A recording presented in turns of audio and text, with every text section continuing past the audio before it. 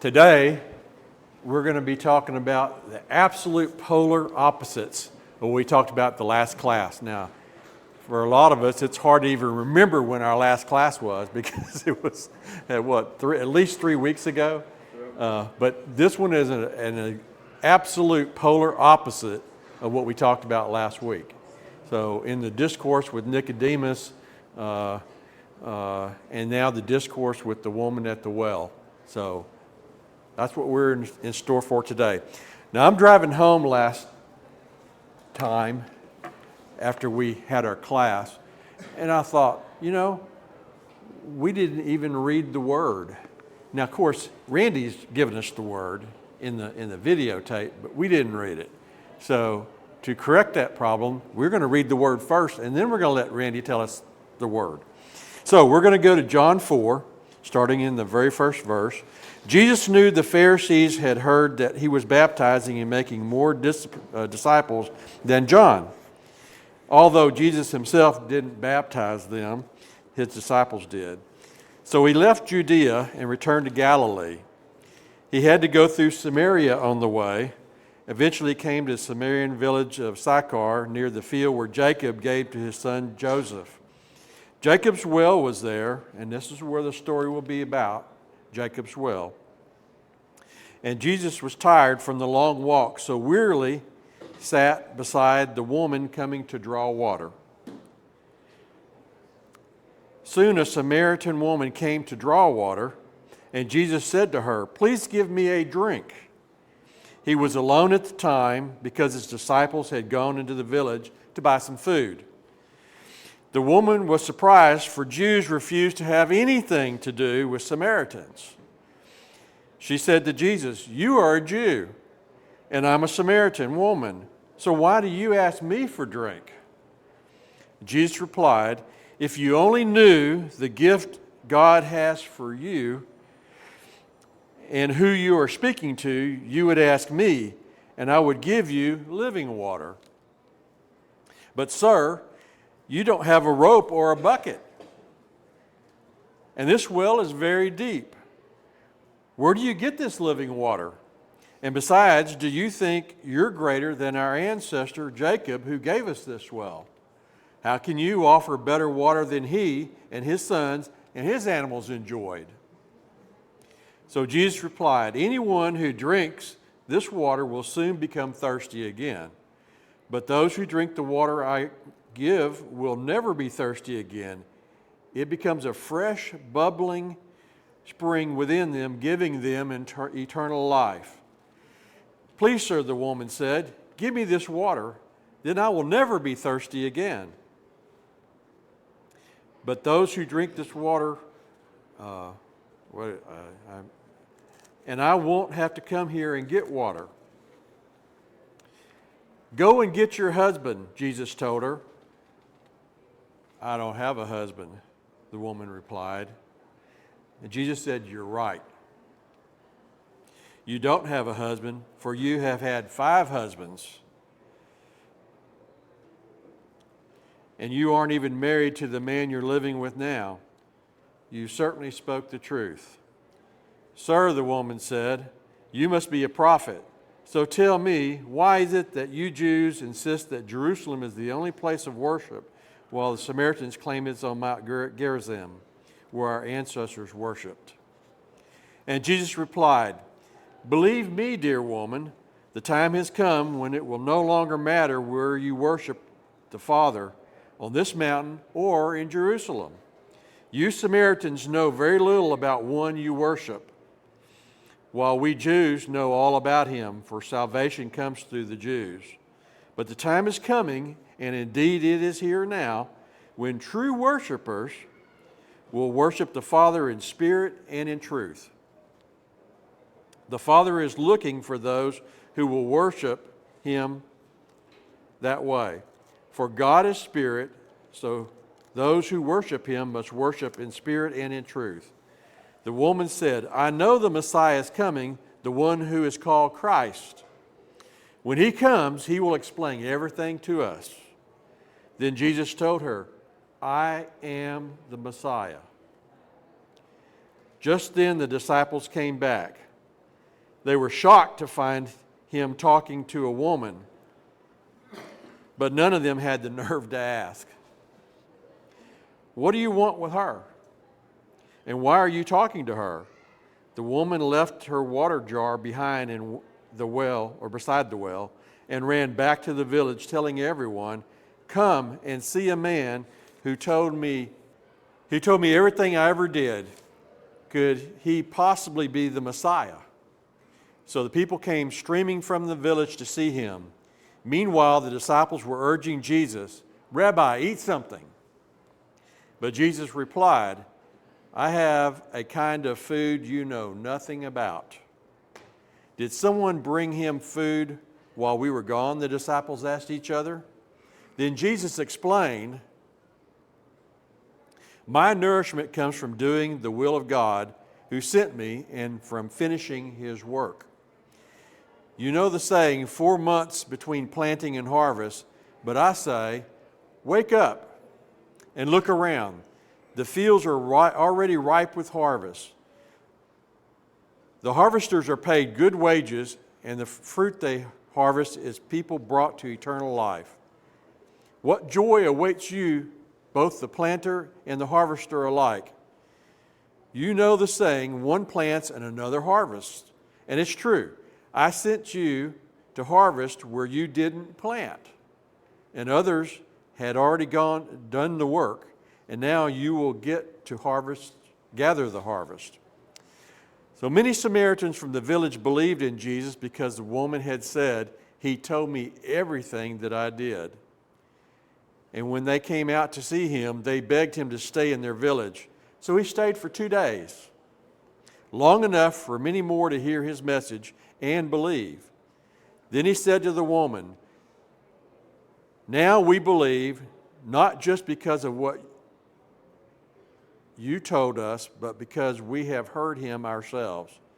Now we know that he indeed is the Savior of the world."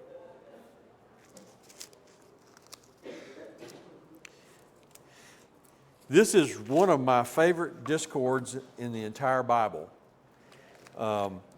I enjoy the irony of it. No, don't go that way. I enjoy the irony of it, and it's amazing the dichotomy between these two discourses back to back. Nicodemus being one way, and the lady at the well being the other. There's not a chance that this woman in her life and being in the margins of humankind would ever believe or know that 2,000 years later we're still talking about her. Not a chance. So that's, again, the irony that is so beautiful in this book. So let's listen to what Randy has to say.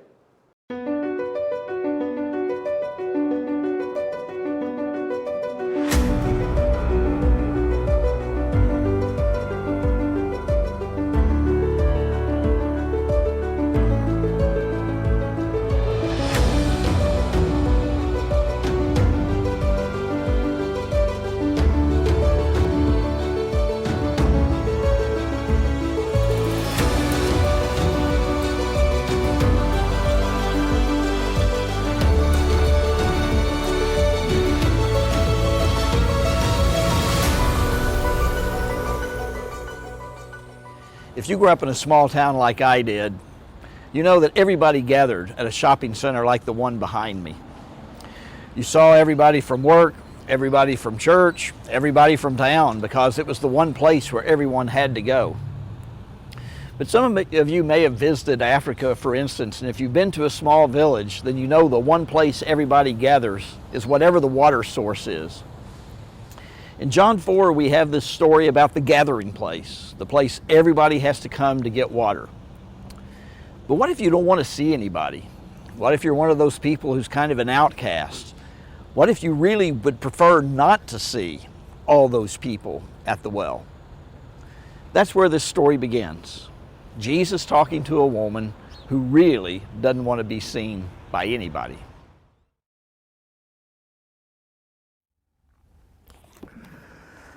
In John chapter 4, Jesus has a conversation with a Samaritan woman. And for a lot of people, this is their favorite story in the whole book of John. He has a very sophisticated, high-level conversation with somebody he shouldn't be talking to at all. Through this story, we see that Jesus is breaking several fundamental cultural conventions of his time. He's having a public conversation with a woman. He's having a public conversation with a Samaritan woman. He's having a public conversation with a Samaritan woman whose past and present is a little bit sketchy. In fact, it is so off-putting that when his disciples leave for a time and then come back and find Jesus talking to this woman, they're kind of put off by the whole thing. Doesn't Jesus know you don't do this? And it's one of the reasons why it's one of people's favorite stories, is because Jesus doesn't just treat her with respect. He has a conversation with her that would honor any theologian. So here she is. She's come to the well to draw water. Jesus' disciples have gone on their way, and he has the following conversation in John chapter 4. When a Samaritan woman came to draw water, Jesus said to her, "Will you give me a drink?" His disciples had gone into the town to buy food. By the way, the disciples are always worrying about food in John, and they needn't, because Jesus can make it. Okay.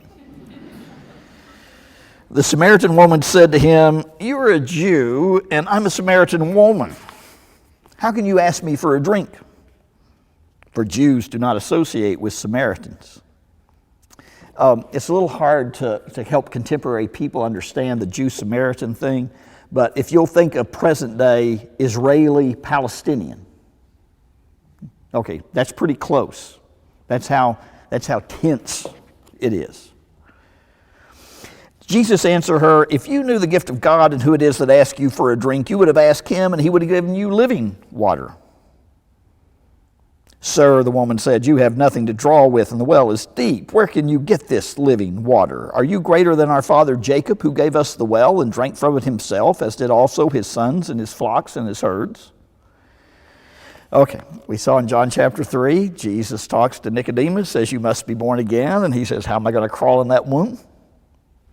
He says to the Samaritan woman, "Hey, I have living water." And she says, "You've got no bucket. You don't have anything to draw with. You can't give me any water." Jesus is talking up here again. Person's listening down here. Jesus answered, "Everyone who drinks this water will be thirsty again, but those who drink the water I give them will never thirst. Indeed, the water I give them will become in them a spring of water welling up to eternal life." The woman said to him, "Sir, give me this water so that I won't get thirsty and have to keep coming here to draw water." And this isn't in the text, but what Jesus does at this point is roll his eyes. He told her, "Go call your husband and come back." Jesus is always doing that, saying stuff that doesn't make sense. "I have no husband," she replied.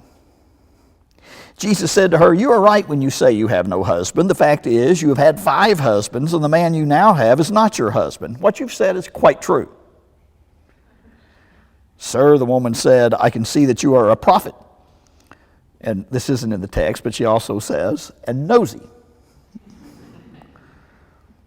Our ancestors worshipped on this mountain, but you Jews claim that the place where we must worship is in Jerusalem." And there I need to pause. Jesus tells her all about her domestic background. You've had a whole string of husbands, and the guy you're living with now is not your husband. And she asks him about a theological question. Should you worship in Jerusalem, where the Jews say you ought to worship, or should you worship on Mount Gerizim, where the Samaritans say you're supposed to worship? She wants him to straighten out a theological problem that is hundreds and hundreds of years old. And for years, I think I taught this wrong. The way I used to teach it is, okay, she asked him a theological question because she doesn't like the way this conversation's going. Jesus is getting too personal. He's talking about her domestic life. He's talking about her marriage life. And when you don't like the way a conversation is going, what you do is bring up a theology question. But now I'm convinced I've got that wrong. When he tells her all about her background, she perceives that he's a prophet. And so she asks him what she believes is the single most important question in the world. How do you really worship the living God? She's not trying to avoid the topic. If anything, she's going to the heart of the matter. If this guy can answer that question. And Jesus' response. Jesus said to her, "Believe me, the time is coming when you will worship the Father neither on this mountain nor in Jerusalem. You Samaritans worship what you do not know. We worship what we do know, for salvation is from the Jews. Yet a time is coming, and has now come, when the true worshipers will worship the Father in the Spirit and in truth, for they are the kind of worshipers the Father seeks. God is Spirit, and His worshipers must worship in the Spirit and in truth." The woman said, "I know that Messiah, called Christ, is coming. When He comes, He will explain everything to us." Then Jesus declared, "I, the one speaking to you, I'm He." Jesus answers the question. He's asked a theological question. Do the Jews have it right or do the Samaritans have it right? And he says, okay, I got to level with you. The Jews have had it right. And Samaritans, you've been wrong all this time. It's not on Mount Gerizim. It's in Jerusalem. And in fact, salvation comes through the Jews. But then he adds something else. He says, oh, by the way, that doesn't matter anymore. The time is coming. And now is. And now I have to pause and preach a mini sermon. But it's about football. Now the time has come, and the time is coming. Okay, long time ago, there was a football coach who was extremely successful but was impossible to get along with. We might think of him as the Bill Belichick of his time. His name was George Allen. He coached what was then the Los Angeles Rams. He was an excellent coach, but he was impossible to get along with, so they fired him. He was then hired by a team that had been monumentally awful forever at that time, the Washington Redskins. And they hired George Allen. They had no kind of team at all. And George Allen decided that he wanted to win because he hated to lose. He wanted to win right now. And so he came up with this strategy. He traded away all of their future draft choices and instead acquired a bunch of players who were Hall of Fame caliber, but they were all slightly over the hill. They were called the Over the Hill Gang. And by the way, he took that team to a Super Bowl, which he lost, but getting there, monumental achievement. And this team had a slogan. The slogan was this: the future is now. Or translated, it better be now because we have no future in the future. We have traded our future away. Okay. You have to think about that when you think about John. The future is now. The future is already coming to the present. And so the new order, whether it's neither Jerusalem nor Gerizim, is the center of worship. That time has already come. In other words, what Jesus is saying to this woman is the center of worship is no longer a place. The center of worship is a person. It's not about Jerusalem. It's not about Gerizim. It's about Jesus. And because of the very nature of God, if you're going to worship God, you have to do it spiritually and truly. Those are adverbs, by the way, in the original text. In other words, you have to worship God through Jesus. The center of worship is not a place, it's not a time, it's a person, it's Jesus. It's one of the most important texts on worship to be found in the Bible, because we get confused about that. We think worship is about getting all of the forms correct, and Jesus says what it's about is getting the Messiah correct.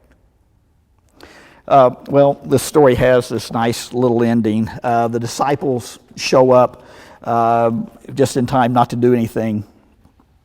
The disciples returned, were surprised to find him talking with a woman, but no one asked, "What do you want?" or why are you talking with her? Then leaving her water jar, the woman went back to the town and said to the people, "Come see a man who told me everything I ever did. Could this be the Messiah?" They came out of the town and made their way toward him. So she goes and says, "Okay, I've met this guy. I'm just wondering, could this be the one?" It's the big question in John. And so in John chapter 3, we have Jesus talking about the Jewishest guy of all Jews, Nicodemus. And here we have him talking to this immoral Samaritan woman. And it's the same message. There's one way to God, and that way is me, says Jesus. You want to know about true worship? True worship has to do with knowing God. And you know God insofar as you know Jesus. Worship is always about a person.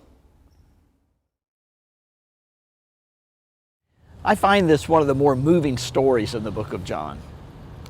Jesus engages in a serious theological conversation with somebody who's on the very margins of society.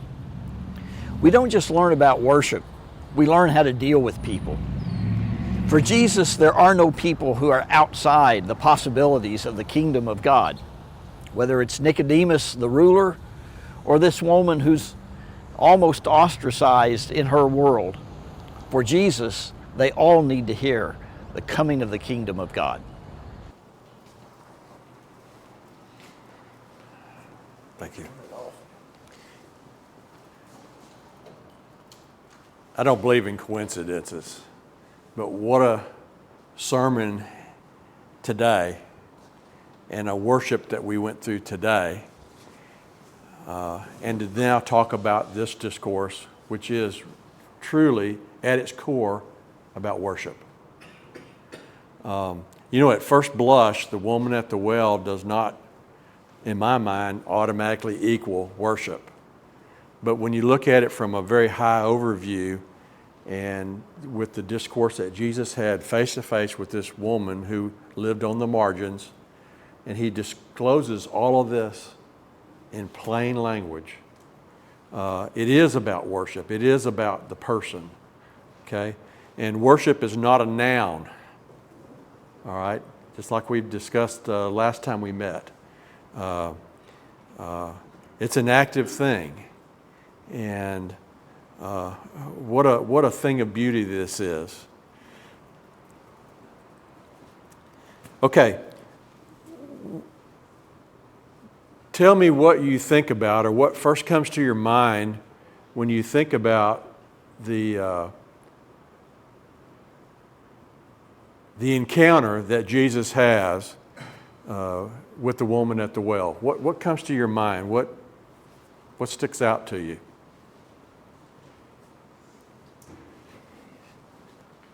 So I read her voice as sarcasm. Mm-hmm.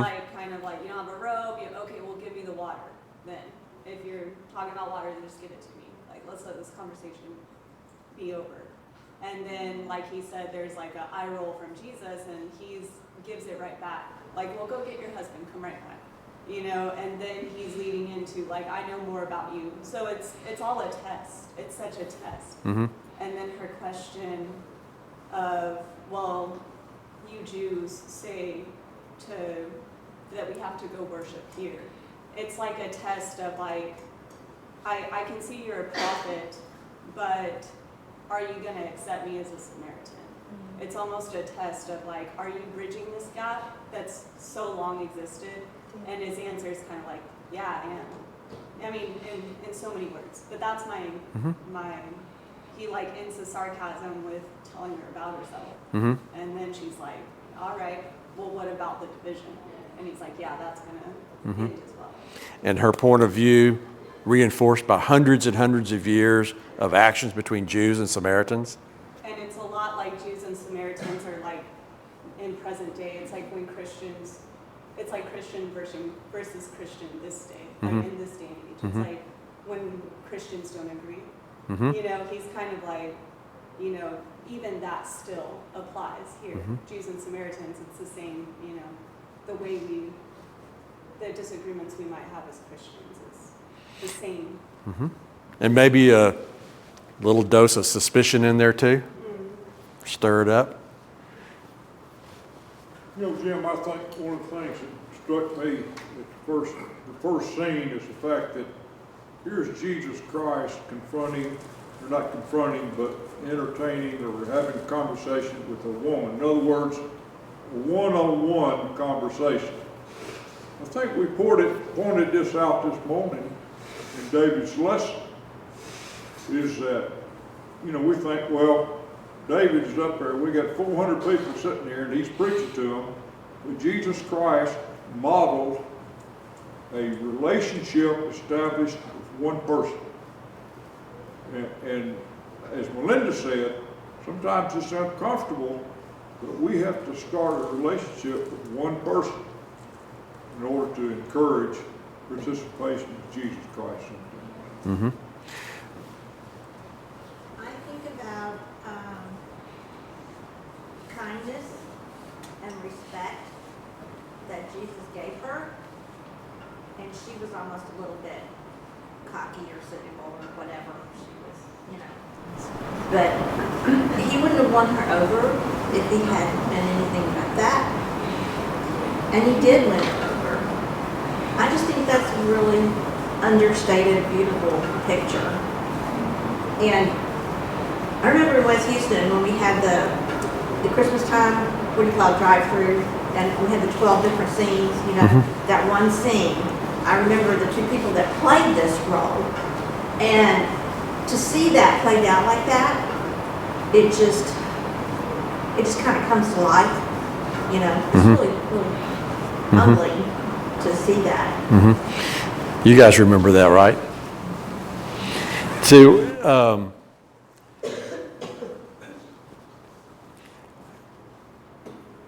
From a cultural perspective, everything about this is wrong. Okay? Do you remember back this past summer? It was hot as you know what, right? Hot and dry. Hotter and drier. Water weighs 8 pounds a gallon. Who wants to go out there in the heat of the day and grab up 2 or 3 gallons of water, do the math, and the weight of the jar, and lug that back to town? That's not normal, right? Why wouldn't this woman go early in the morning with the other women to gather water? She was an outcast, wasn't she? Excuse me? Outcast? She was an outcast. Yes. Yeah, that's why she was here at noon. They normally would come in the morning, wouldn't they, to get water? Absolutely. Maybe even right at daybreak when it's the coolest it's going to be. And you want your fresh water early in the morning, right? I also wonder if it's like, was she, you know, truly an outcast and it was proclaimed, and that's why was she not allowed to go with him in the morning? Or was it that women can be so catty and the way they treated her after having 5 husbands was just something she couldn't even stomach to be around? And she's like, I'll just go at noon. I can't even put up with that company. And like, was it a true outcast? Like it's a rule, like, okay, you're not worthy? Or was it like her choice because she was so uncomfortable? And she had to get those husbands from somewhere. Okay? So it would have been hard for her probably to face her fellow village women. Okay, so she's obviously coming in the middle of the day. So do you find it ironic that Jesus goes to the well and waits for something to happen? He's actually waiting for her to get there. You know, it wasn't like he walked up and she was there working, drawing water. He was waiting on her. So the first thing that she notices, well, no, let me step back. How can you tell a Jew from a Samaritan?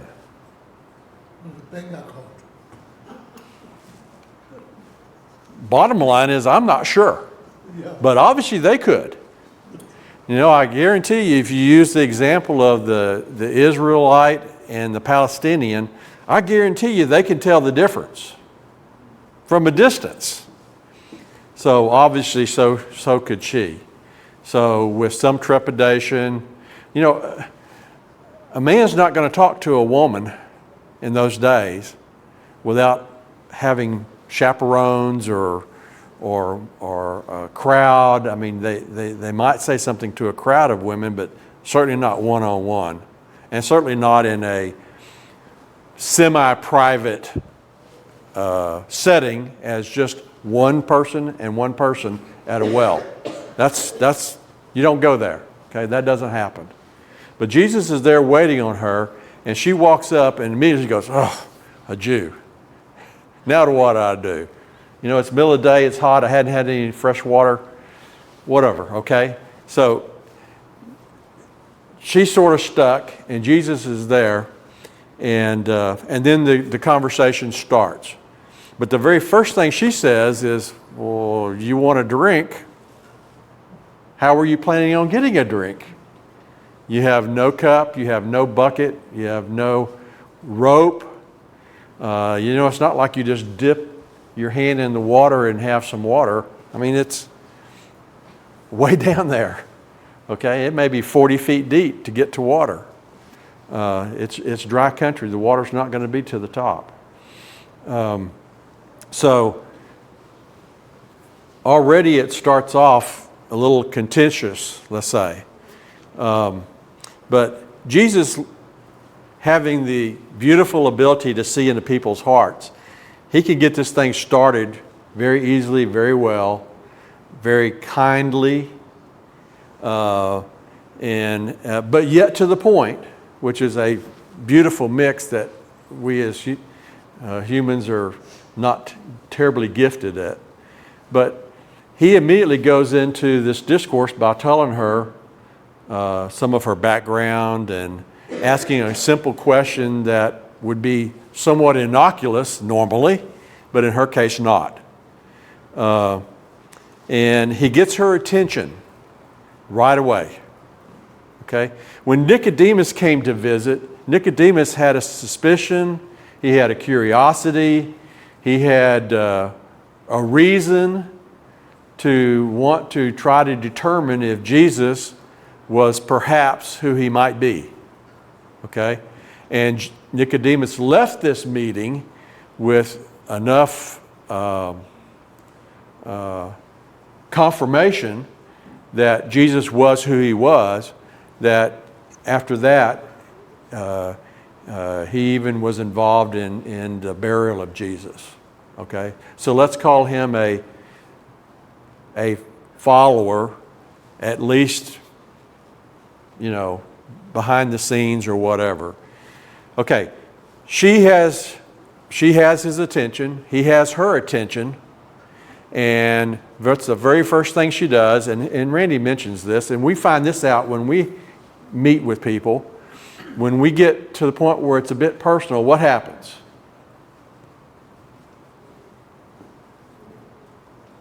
Change the subject.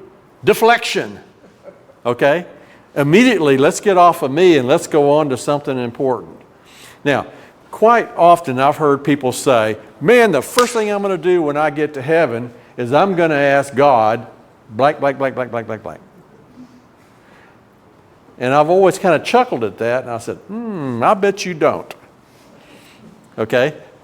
Something tells me that you're not going to be interested in that question when you get to heaven. You're not going to care. You're absolutely not going to care. Okay? Because things will be so glorious, it just will not matter. Okay? But she has the opportunity with somebody she perceives as being a prophet. Now, do you think that she thinks he's just a prophet at this point? Or she might have an inkling he is the prophet. Okay? And I begin to think that it's more the latter than the former. Okay? She's thinking this might be the one, all right, that everybody has been taught all along to be watching for. And miraculously, she seems to perceive that when the Jews are totally blinded, for the most part. Okay? So she does what has been described as ask him a very deep theological question. And of course, if has been plaguing everybody for hundreds and hundreds of years, who's got it right, the Jews or the Samaritans? Okay? And of course, Jesus' answer is, well, sorry, but the Jews have it right. But then at the very next sentence is he raises the bar, as he's off to do, and says, not only this, but this. And so he says, yes, the Jews have it right, but you will no longer need to go to Jerusalem to worship. You will now worship in spirit today. Okay? And it's in force. It's coming. Right? And if that's not enough, not only did he settle that burning theological question, if that's not enough, then he launches right into who the Messiah is. And he tells her in plain language. Now, can you believe that the very first person that Jesus really reveals himself to in absolute plain language is this woman? Okay?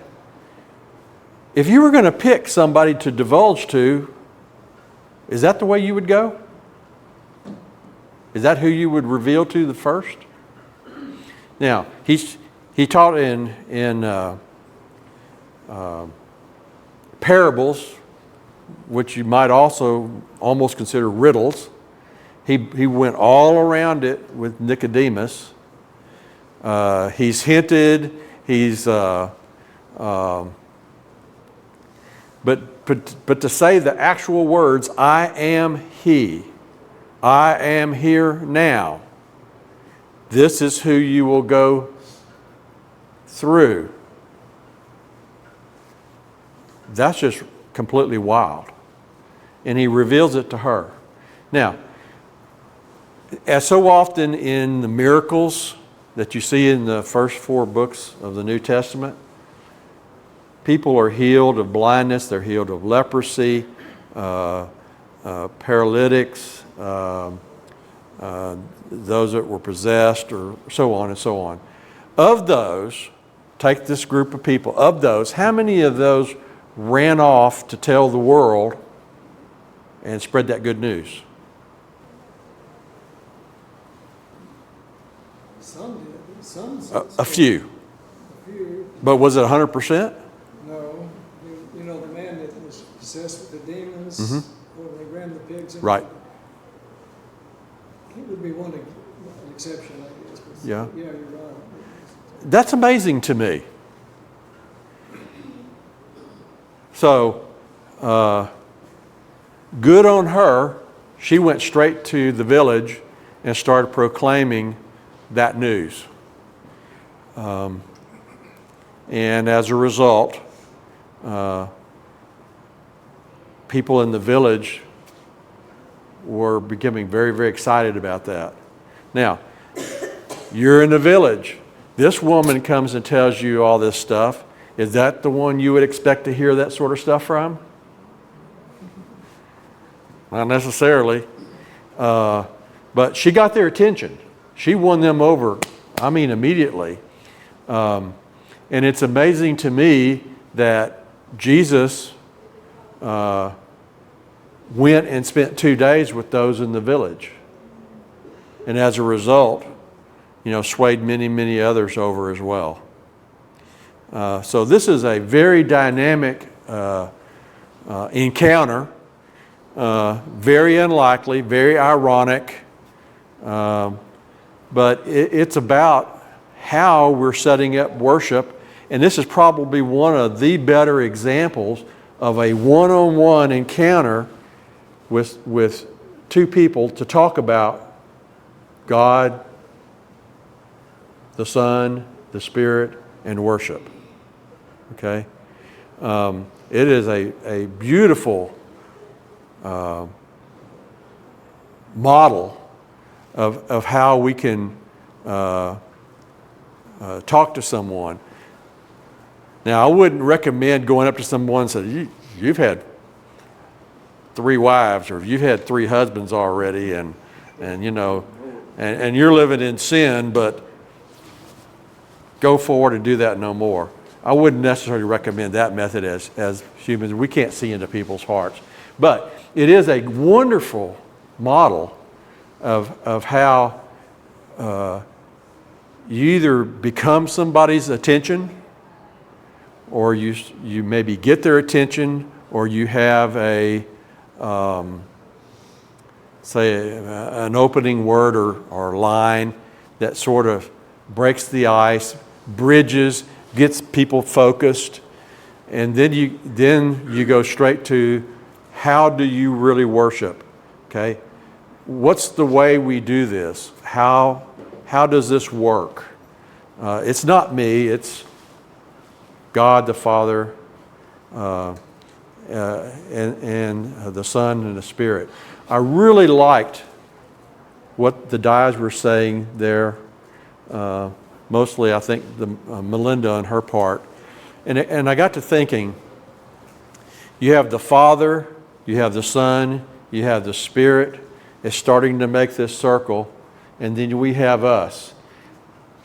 As the power comes around the circle and it gets to us, it starts to deplete. It starts to weaken. But it's enough that it gets people's attention. Okay? And these people are able to go and spread this happy news, this wonderful news, this vital news of the gospel. But as we go around the circle and it gets weaker, okay, then it comes back to the Father, replenishes, increases velocity, increases strength, comes back to our heart, and then is able to again influence the people that we are able to be in contact with. Yeah.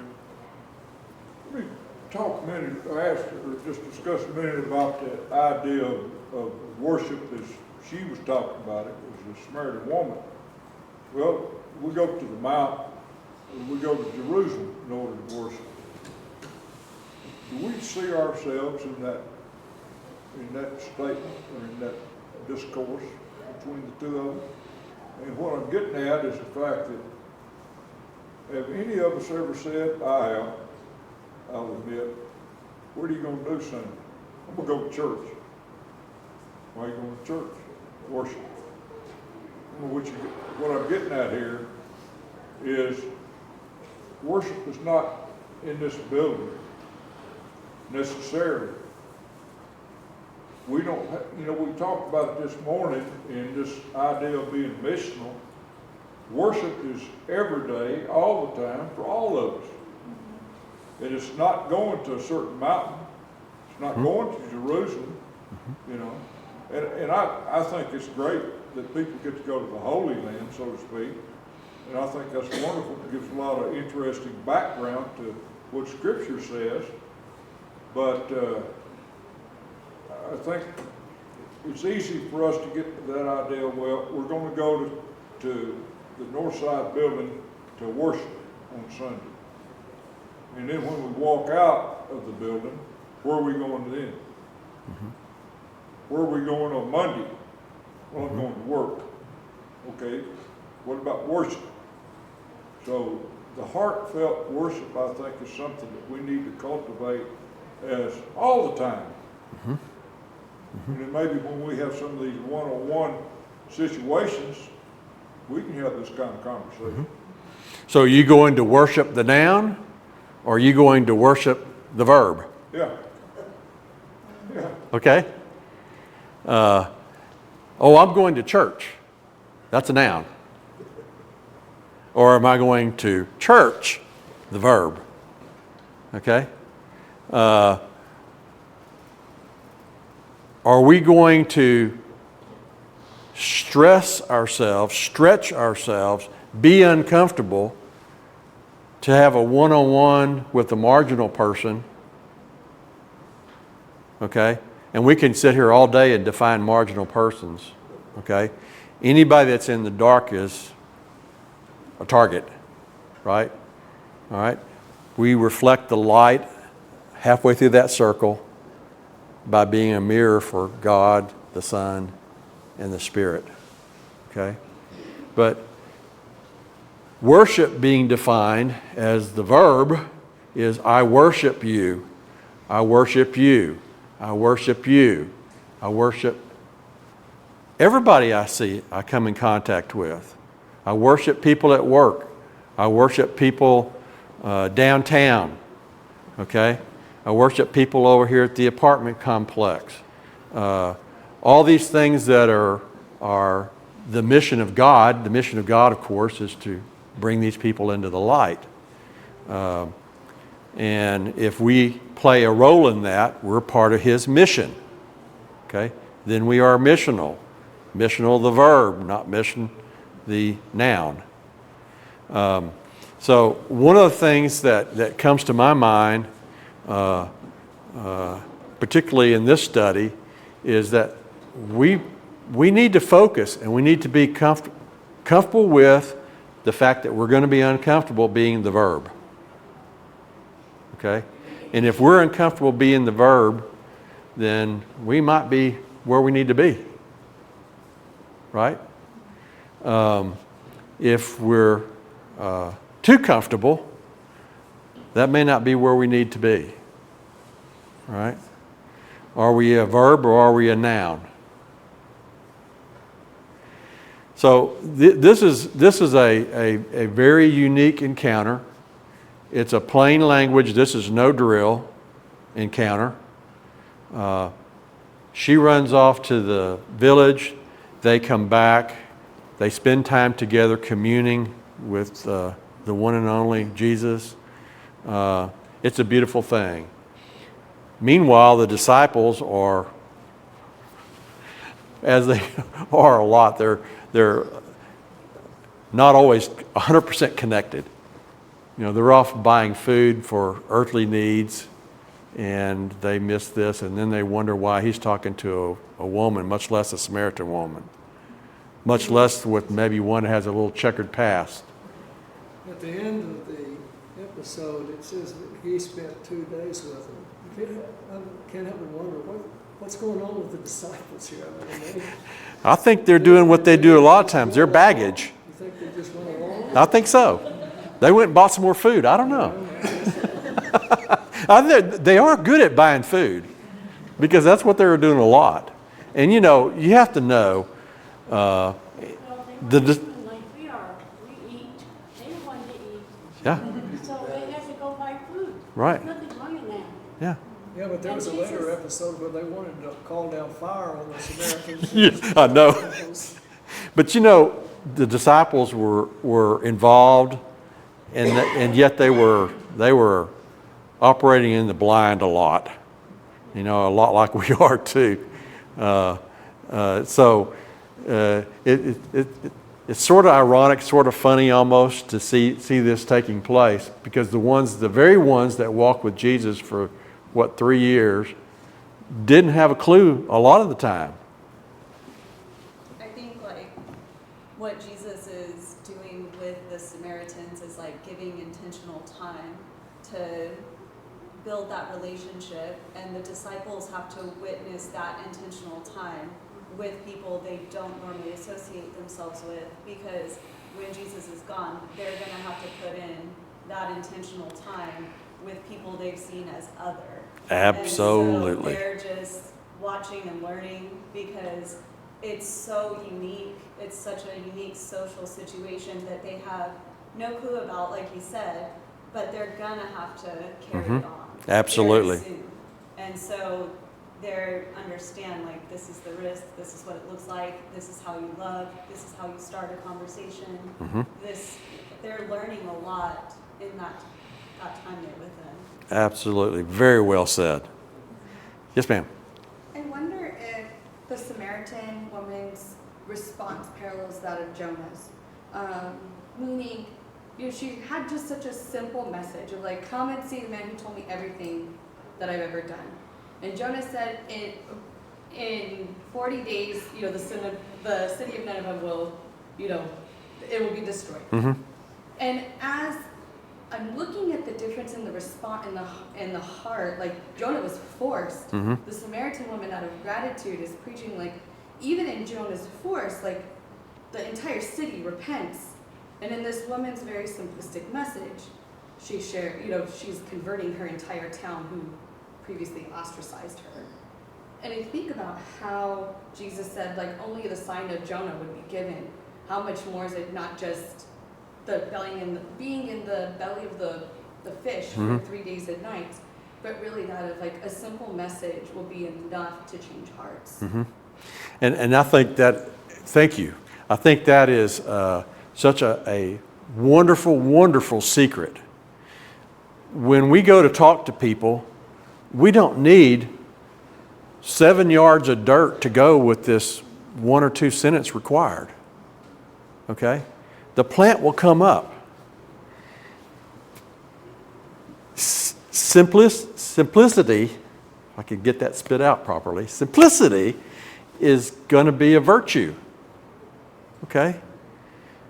Being able to talk to somebody very simply and straight to the point in as few as words as possible probably is the winning blend. Okay?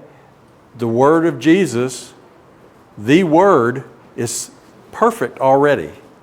Okay? It doesn't need us to try to circle around, put flowers with it. It doesn't need that. Okay? Probably gets in the way more often than not. And then a thought that came to me while she was talking, like, her message is just, this man told me everything I've ever done. It's like, after somebody's told you all your sins, that all these people know, it's like, why is she happy? And why does she want us to go talk to him? Right. Why is she even talking to us? That's intriguing, yeah. Why would you parade that? Right. And why would you also want to, that would be intriguing, like, maybe that was the intrigue of, like, well, she's excited about all this stuff she's done, and we know what she's done, and apparently this guy made that a good thing, so let's see what that is. Like, it's so profound, and, like, Jonah's message is very, like, oh, city's gonna be destroyed. Like, it's like, okay, now you've got our attention. It's like the laid bare, like, and it's the same with relationships with others. It's like when we have that disclosure of our pain, normally you're connecting with somebody else in the same pain. But if we just keep up these faces and these masks and these pretenses, we don't connect in spirit. We're just all in the same building saying hi. But it's like that connection of spirit is what Jesus was talking about. Y'all are going to connect in spirit. At a foundational level, everyone's human, everyone wants to be loved, and the spirit is what connects them. And man, does he break walls down in just a few words. Okay? He's talking to a woman. He's talking to a Samaritan woman. He's talking to a woman who has a very, very checkered past. She's on the margins. I mean, he's breaking the walls down. They couldn't do that before. And I'm sure the disciples are sitting back probably on the other side of the room going, man, how are we going to do this? How are we going to break those walls down? I don't know if I can do that. Okay? I mean, being very human. But that's what they're being asked to do, and that's what they will have to do, because very shortly they're going to have to carry that word out into the entire world. And they're going to have to look past these social mores, and they're going to have to talk to these people and be with these people, much less eat with a tax collector, my goodness. Right? They're going to have to do this. And that is how the word is going to spread over the entire world, okay? And that's going to happen very shortly. What else do we gather from this encounter that we can take with us today? Something that comes to mind is when the disciples walk up, their first thought wasn't, oh look, he's spreading the good news to this woman. It's like, what is he doing hanging around with that woman? We need to be careful not to do that when we see things. We see somebody, see Terry walk into a tattoo parlor. I don't want to meet him. Oh no, she's gone all biker dead or something, Maybe she's the only chance that she has to talk to someone is when they're on break. And that's fine, don't throw those judgments out at people when you see them associating with someone or going somewhere that why are they going there? Maybe think the better of them instead of the worse. Mm-hmm. Maybe take a hint out of the game plan in James. Love does, okay? Yep. Jill's talking about her daughter up there being just pure love. She's first pure love. Boy, could we take a hint from that game plan when we talk to people, if we could just be pure love first. Maybe be blind and be pure love, okay? Maybe that's how we think about it. So we can get past the social mores or prejudices, say the P word, prejudices that we have, to get to the heart of the matter. So that's what this is about. This is a great example of one-on-one, probably one of the finest ones. Great talk about worship, about getting straight to the heart of spirit. And unbelievably uncanny how that goes with the sermon today. Yep. It's not uncanny God's plan, okay? Next week, we're going to talk about Christian cannibalism. All excited, right? Thank you for being here today. Yes, ma'am. Oh, yeah, the Allens. You guys are visiting, and we knew them from, from West Houston. So, a place we haunted for a while. Yeah. So, glad to have you guys, and we'll see you again next week. Thank you.